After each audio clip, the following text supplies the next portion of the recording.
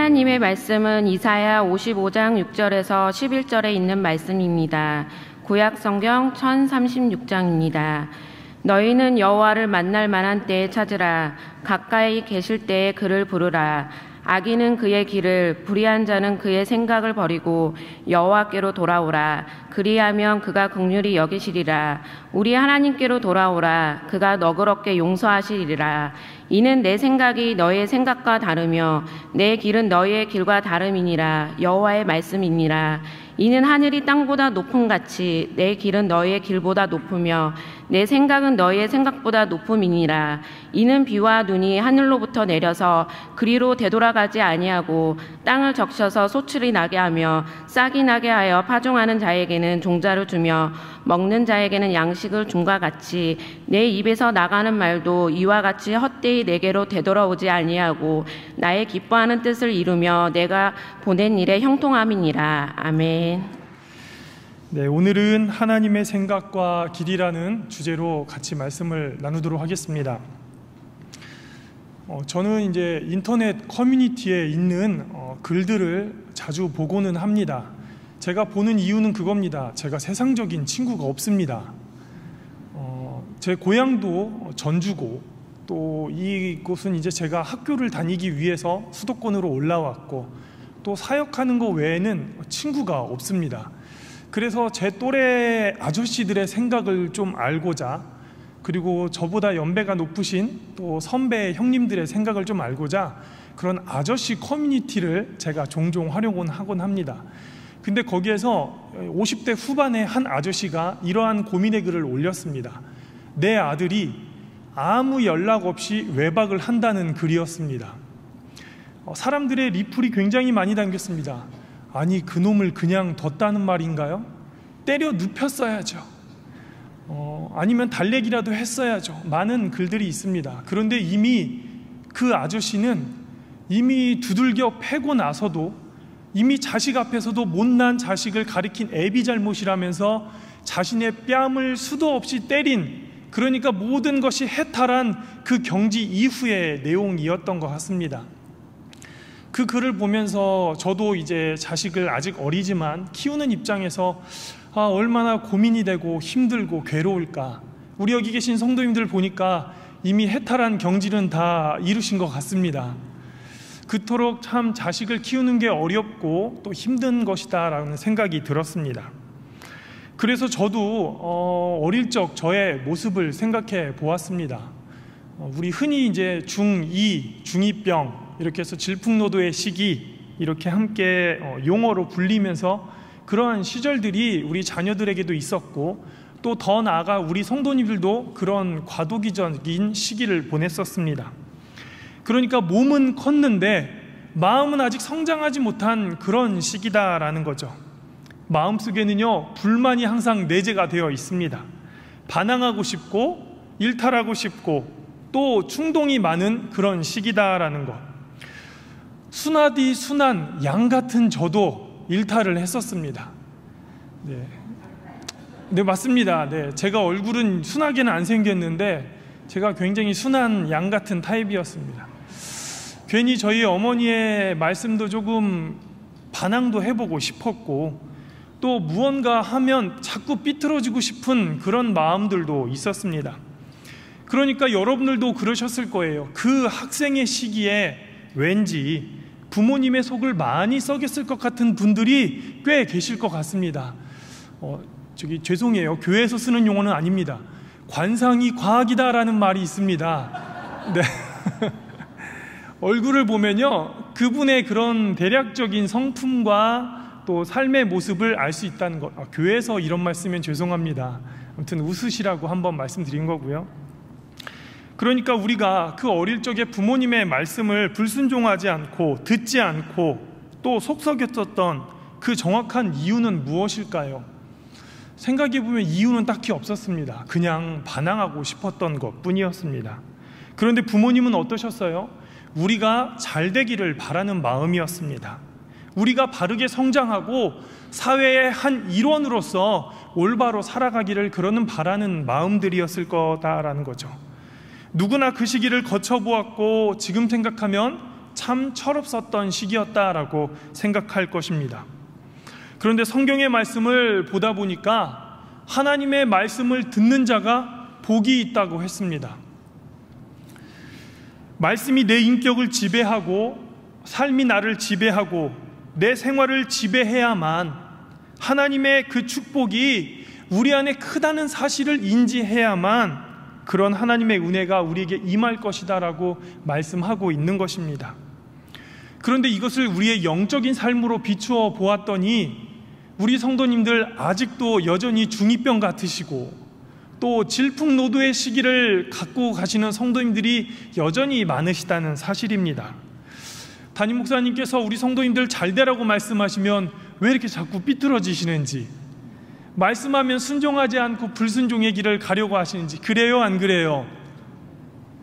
아멘 좀 해봐요. 네, 그렇습니다. 네. 사랑하는 성도 여러분, 오늘 하나님께서 주시는 말씀이 우리 성도님들의 마음에 깊이 새긴 바 되기를 원합니다. 우리 삶과 생활을 이끌어 주시는, 역사를 일으켜 주시는, 또 하나님의 놀라운 축복의 소망을 품고 살아가시는 우리 성도님들 되시기를 축원드립니다. 오늘 우리가 은혜 받고자 하는 이 이사야서 55장의 이 복음의 말씀은 우리 삶에 어떠한 축복으로 나아갈 것인가를 이끌어 주시는 말씀이에요. 죄악된 우리가 어떻게 하면 하나님의 사랑을 받을 수 있는가에 대해서 교훈하고 있습니다. 그래서 하나님의 선지자 이사야는 이렇게 말씀하였습니다. 본문 8절에서 9절 말씀입니다. 같이 한번 보시면, 이는 내 생각이 너희의 생각과 다르며 내 길은 너희의 길과 다름이니라. 여호와의 말씀이니라. 이는 하늘이 땅보다 높음같이 내 길은 너희의 길보다 높으며 내 생각은 너희의 생각보다 높음이니라 라고 말씀하십니다. 그러니까 하나님의 높은 길, 높은 생각, 높은 방법을 우리가 깨닫지 못하면 내일을 소망할 수 없다라고 말씀합니다. 우리가 나아가야 될 많은 신앙의 방향, 그 길, 그것을 우리가 알지 못하게 된다라고 말합니다. 그렇다면 우리는 어떻게 소망을 가질 수 있을까요? 첫 번째로 생각해 볼 것은 바로 하나님의 생각이다라는 겁니다. 우리는 과연 하나님의 생각을 알 수 있을까요? 알 수 있다라고 말씀을 하세요. 우리가 하나님의 생각을 알 수 있는 것은 친히 그 생각을 성경을 통해 우리에게 말씀하셨기 때문입니다. 오늘 아까 읽은 8절 9절 말씀을 통해서 하나님의 생각은 우리의 생각과 다르다라고 분명하게 말씀하셨어요. 하나님의 길은 우리의 길과 다르다라고 말씀하셨어요. 하늘이 높음같이 우리의 길과 하나님의 길은 분명히 다르고 우리의 생각과 하나님의 생각은 분명하게 다르다라고 생각했습니다. 그런데 왜 우리는 이 작고 작은 나의 기준으로 하나님을 생각하고 하나님의 방법을 평가하려고 하는 것일까요? 우리는 이 말씀만 보아도 내가 잘못되었구나라는 것을 깨달을 수 있다라는 것입니다. 하나님은 분명 우리와 다르십니다. 우리보다 높으신 분이세요. 이 높다라는 것은요, 그 깊이가 한량없다, 헤아릴 수 없다, 알 수 없다라는 것을 뜻하고 있습니다. 사람들의 생각은요, 땅에 얽매여져 있습니다. 우리가 어린아이의 생각을 어른으로서 다 깨달을 수 있듯이 하나님께서는 우리를 훤히 다 보고 계십니다. 사람들의 생각은 어디에 얽매여 있다고요? 땅에 얽매여 있습니다. 이 땅에 얽매여서 세상의 것에 가치를 두고 살아갑니다. 그런데 하나님의 생각은 우리를 구원하고자 하는 그 한량없는 깊이의 은혜로, 그 긍휼하심으로 가치를 두시고 계시다라는 것. 그러니까 우리가 추구하는 것과 하나님의 추구하는 것은 너무나도 다르다라는 것을 볼 수 있습니다. 같은 문제를 두고도 많은 사람들이 다양하게 생각하듯이 하나님의 일들을 우리가 알 수는 없다라는 것. 그래서 우리가 하나님의 생각을 나의 옹졸한 기준으로 맞춘다면 우리는 하나님의 생각을 알 수 없기 때문에 소망을 가질 수 없다라는 것, 우리는 이것을 알아야 됩니다. 그래서 하나님의 생각은 우리의 생각과 다르고 하나님의 생각은 분명하게 높으시다라는 것을 항상 인정하면서 살아가는 성도님들이 되시기를 바랍니다. 성경의 사도 바울은 그리스도인들이 기도할 때의 자세를 빌립보서 4장 6절에서 7절 말씀을 통해서 우리에게 이렇게 가르쳐주고 있습니다. 같이 한번 읽어보겠습니다. 아무것도 염려하지 말고 다만 모든 일에 기도와 간구로 너희 구할 것을 감사함으로 하나님께 아뢰라. 그리하면 모든 지각에 뛰어난 하나님의 평강이 그리스도 예수 안에서 너희 마음과 생각을 지키시리라. 아멘.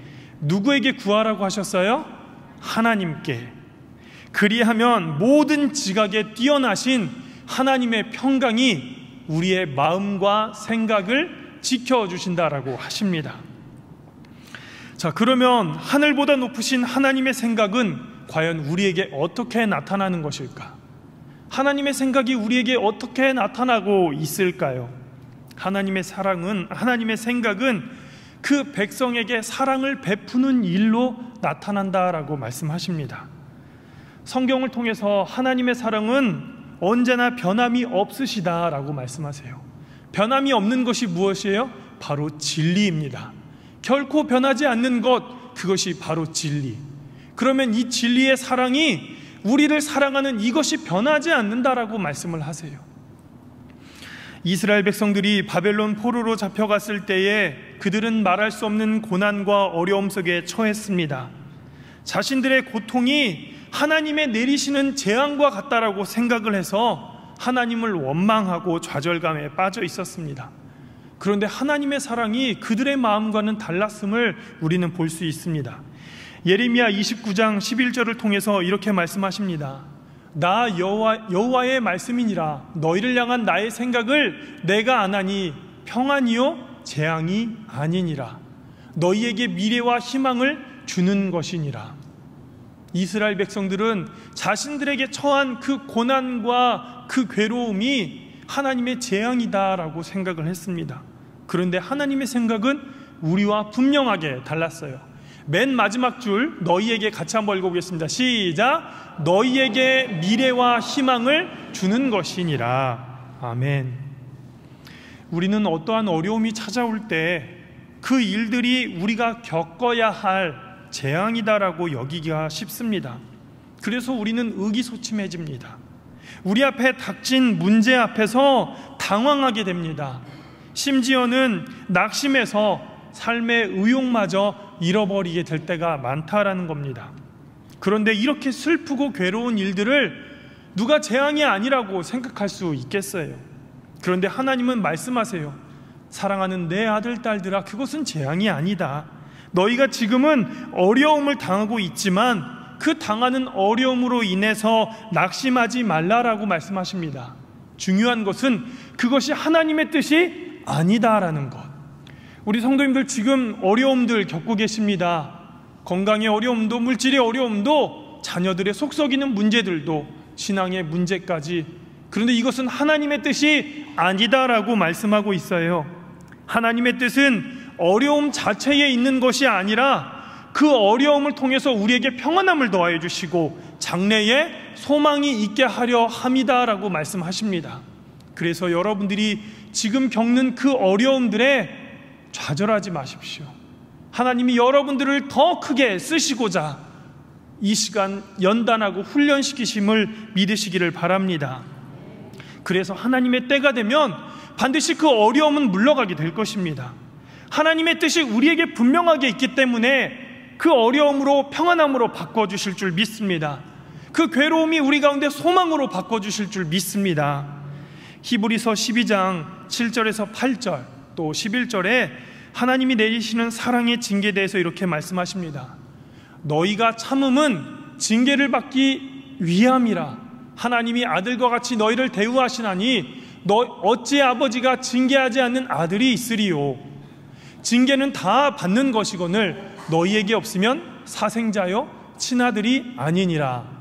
11절에 무릇 징계가 당시에는 즐거워 보이지 않고 슬퍼 보이나 후에 그로 말미암아 연단받은 자들은 의와 평강의 열매를 맺느니라. 아멘. 이 연단을 믿음으로 극복하신 자들에게는 의와 평강의 열매를 맺느니라. 아멘. 이것이 우리 성도님들의 고백이 될 줄 믿습니다. 우리가 지금 마시는 잔이 쓰디쓰다라고 할지라도 하나님께서는 여러분들을 결코 포기하지 않으세요. 결코 버리지 아니하십니다. 여러분들을 심판하려 함이 아니라 하나님이 주시는 새로운 소망, 장래의 평안을 주시려는 하나님의 놀라운 사랑이 있다는 것을 믿으시고 지금 마음속에 있는 응어리진 그 문제들을 하나님의 평강으로 나아가시는 성도님 되기를 원합니다. 세 번째로, 하나님의 생각은 우리 모두가 회개하기를 원하신다라는 것입니다. 많은 사람들이 범죄한 후에도 하나님의 심판이 속히 내려지지 않을 때 회개하지 않고 오히려 죄악을 행할 때가 많다라고 합니다.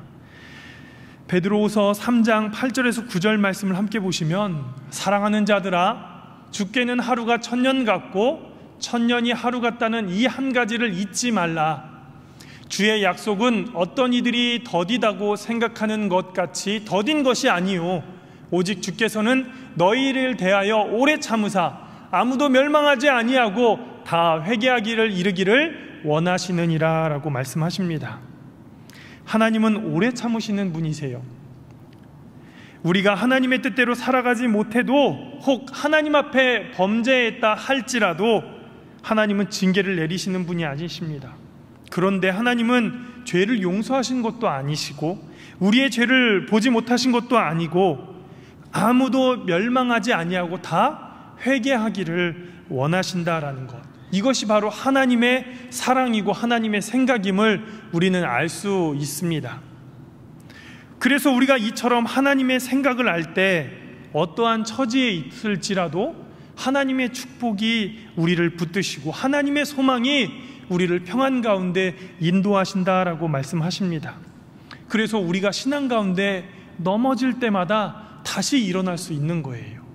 시험이 들었을 때에도 다시 그것을 극복하고 이길 수 있는 것입니다. 제가 우리 성도님들께 몇 번 이야기했는데요, 신앙의 그래프를 얘기했었습니다. 신앙은요, 항상 올라갈 때가 있으면 내려갈 때가 있습니다. 내려갈 때가 있으면 다시 올라갈 때가 있어요. 그런데 그 올라감과 내려감의 그 사이가 크다 할지라도 우리는 점점점 그 격차를 좁혀가면서 위로 올라갈 수 있는 것입니다. 하나님의 그 소망이 바로 우리를 이렇게 훈련시켜 주십니다. 하나님의 뜻과 그 사랑이 우리를 이렇게 연단시켜 주십니다. 우리가 지금 당한 이 어려움의 문제들을 이길 수 있는 것은요, 하나님의 소망이 있기 때문에 그렇습니다. 아멘. 세상의 사람과 신앙의 사람은요, 바로 그것에서 차이가 있습니다. 누구나 다 같이 어려움을 겪습니다. 누구나 다 같이 고통을 겪습니다. 심지어 사랑하는 자를 잃어버리는 그 죽음의 고통도 겪습니다. 그러나 그리스도인들에게는 소망이 있습니다. 많은 장례들을 참여해 보시면서 여러분들 겪어보셨잖아요. 사랑하는 부모님, 친구, 또 자녀들을 잃었을 때 세상의 사람들처럼 우리도 똑같이 울 수 있지만 우리는 마음의 소망이 있습니다. 천국에 대한 소망이 있기 때문에 우리는 이 어려움들을 딛고 이길 수 있다는 그 힘이 있다는 것을 우리는 알고 있습니다. 그래서 사랑하는 성도 여러분, 하나님은 우리를 이처럼 사랑하시고 우리를 붙드시고 이끄시는 분임을 믿으시기를 바랍니다. 우리가 신앙의 길을 살아가면서 하나님을 오해할 때가 있습니다. 세상의 말로 이런 이야기가 있어요. 먼 눈에는 뭐만 보인다라는 말이 있습니다. 그래요, 안 그래요? 그렇습니다. 우리가 어떠한 마음을 갖고 사느냐에 따라서 자꾸 그것만 보이게 되는 거예요. 그런데 중요한 내용이 있습니다. 우리가 이 세상적인 기준을 하나님께 맞춘다는 거죠. 우리가 하나님께 대하여 다른 사람들에 대해서 인식하는 것처럼 하나님을 그렇게 인식하는 겁니다. 무엇이냐? 작은 것에 의미를 두고 오해할 때입니다. 사람들의 작은 행동에 우리는 크게 마음을 쓰고 오해를 합니다. 이처럼 하나님도 그런 분인 줄 알고 우리가 오해한다라는 거죠. 부모는 자녀에게 좋은 것을 주기를 원합니다. 하물며 하나님은 우리에게 더 좋은 것을 주시는 분이심을 우리는 알아야 된다라는 것. 산상보훈을 통해서 예수님은 우리에게 이렇게 말씀하셨습니다. 마태복음 7장 9절에서 11절입니다. 너희 중에 누가 아들이 떡을 달라 하는데 돌을 주며 생선을 달라 하는데 뱀을 줄 사람이 있겠느냐? 너희가 악한 자라도 좋은 것으로 자식에게 줄 줄 알거든 하물며 하늘에 계신 너희 아버지께서 구하는 자에게 좋은 것으로 주시지 않겠느냐라고 말씀합니다. 하나님은 우리 성도님들을 사랑하세요. 우리 성도님들의 그 아픔과 어려움을 이해하세요. 그래서 그 고통을 주시고자 함이 아니라 선물, 은혜, 축복, 기쁨, 감사를 주시는 분이 하나님이심을 우리는 믿어야 합니다. 그래서 하나님은 우리에게 그의 아들, 독자 예수 그리스도를 우리에게 주셨습니다. 가장 귀한 것이었습니다. 내 생명과도 바꿀 수 있는 그 자식을 주는 그 사랑을 우리가 알고 있습니다.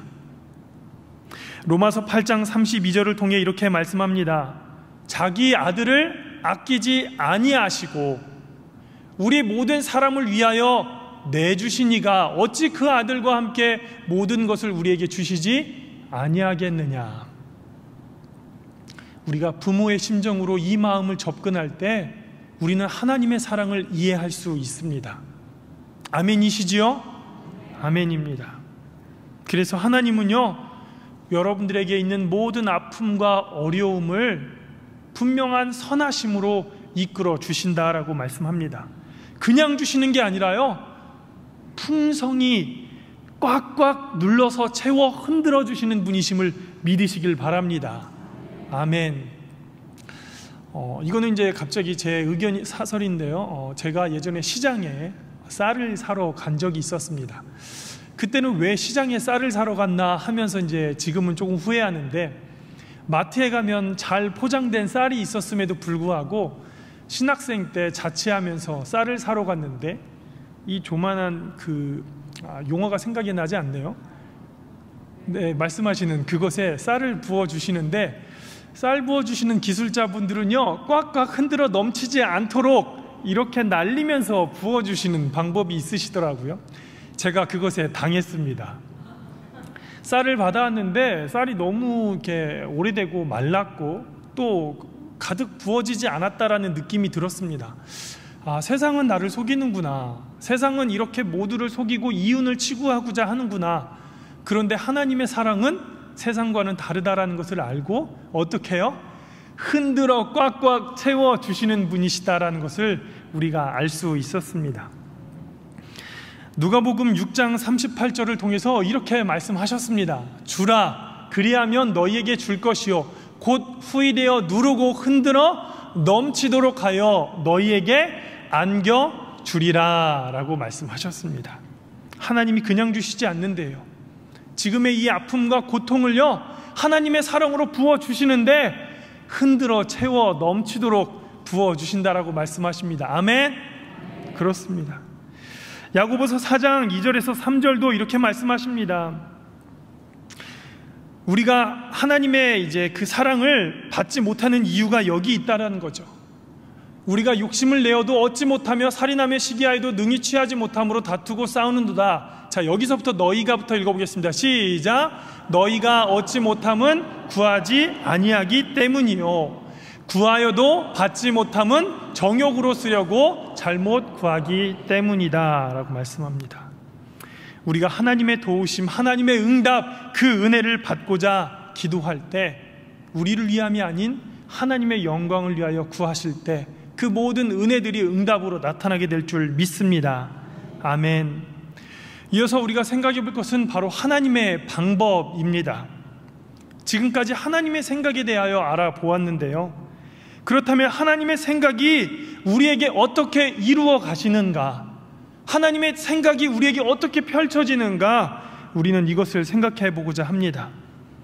하나님의 방법은 그의 생각을 이루시는데 큰 한 가지 법칙이 있습니다. 이것은 진리입니다. 자, 따라해 보겠습니다. 심은 대로 거둡니다. 그렇습니다. 심은 대로 거두는 거예요. 심은 대로 거둔다. 이것은 결코 변하지 않는 법칙입니다. 갈라디아서 6장 7절에서 이렇게 말씀합니다. 스스로 속이지 말라. 하나님은 업신여김을 받지 아니하시나니 사람이 무엇으로 심든지 그대로 거두리라. 성도 여러분들, 지금 무엇을 심고 계십니까? 지금 여러분들은 무엇에 집중하고 계십니까? 나의 눈과 나의 마음, 나의 목표는 어디에 계십니까?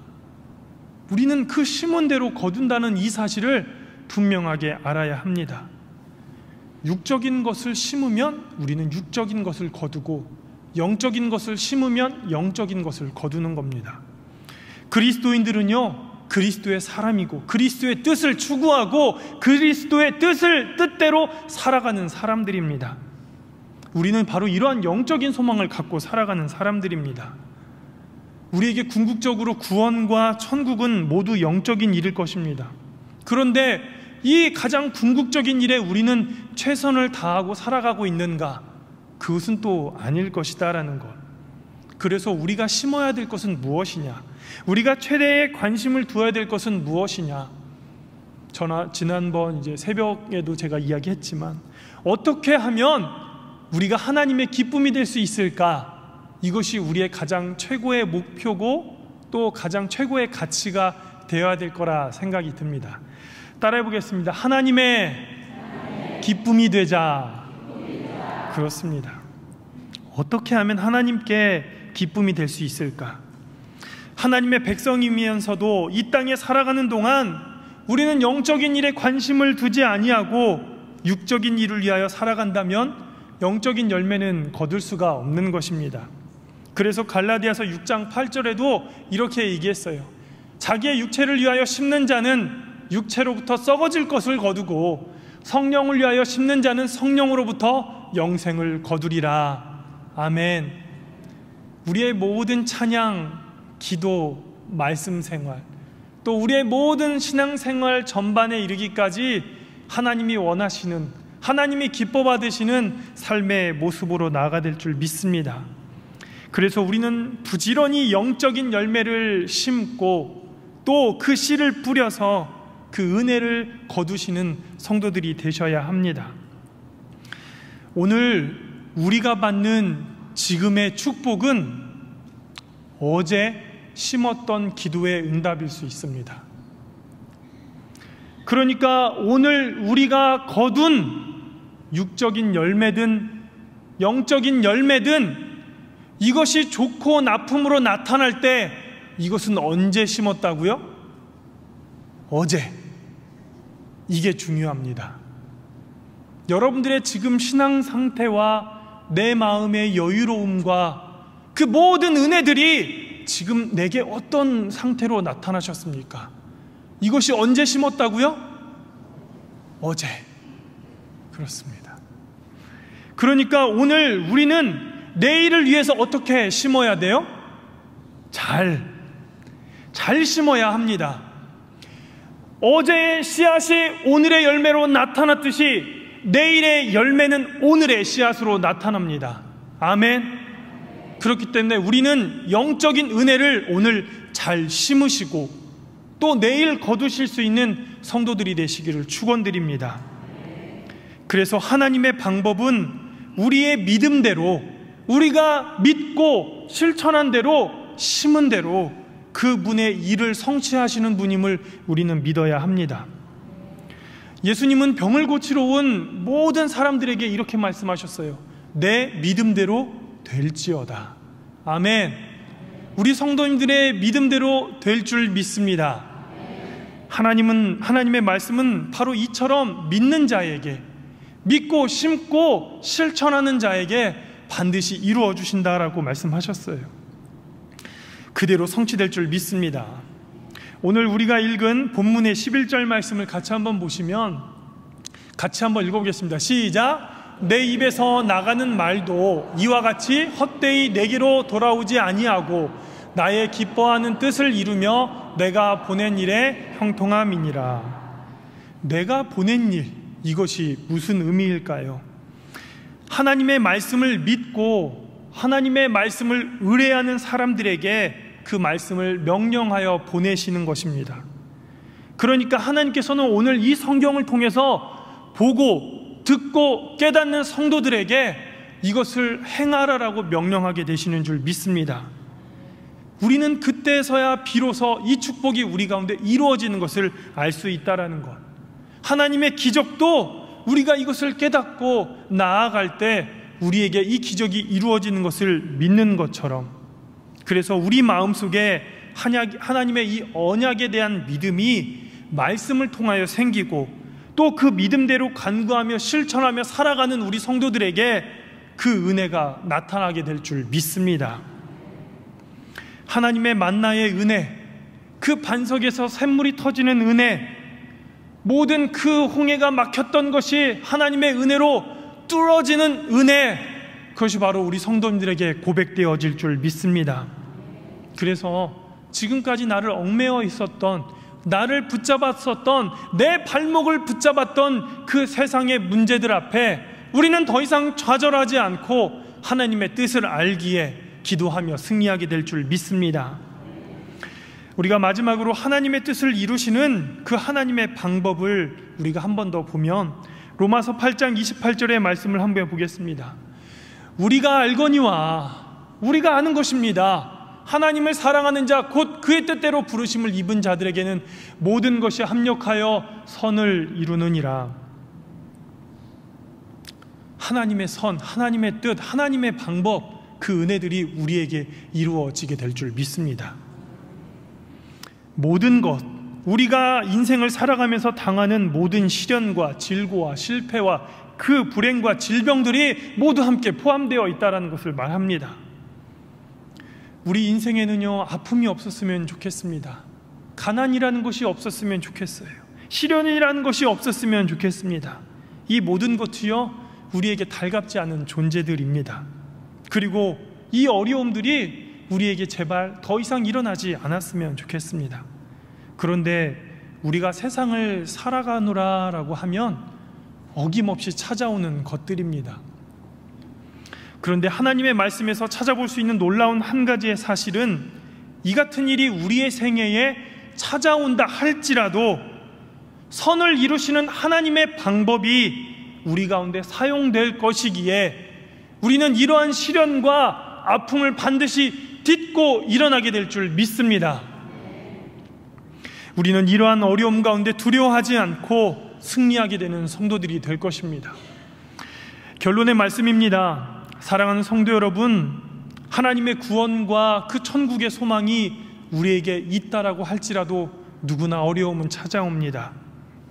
그러나 하나님은 우리에게 모든 좋은 것으로 채워주시려 하는 분이시기에 우리가 심은 대로 거두는 대로 하나님의 은혜를 우리에게 부어주시는 분이시기에 이 믿음을 대로 우리가 믿고 실천하며 나아갈 때 하나님의 응답이 우리에게 주실 분이심을 우리는 믿기에 지금 나의 생각과 나의 기준에 맞지 않는 어려움과 괴로움이 있을지라도 우리는 하나님께 소망을 두어 온전히 승리하는 믿음의 성도들이 되실 줄 믿습니다.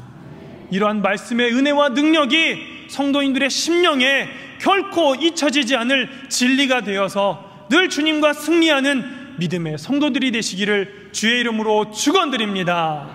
기도하겠습니다.